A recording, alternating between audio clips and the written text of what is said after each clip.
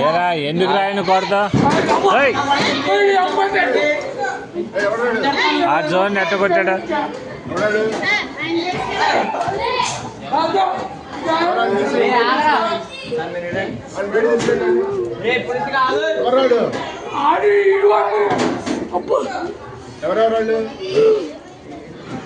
ఏరా దేనికి రా విధానం ఏంటి అసలు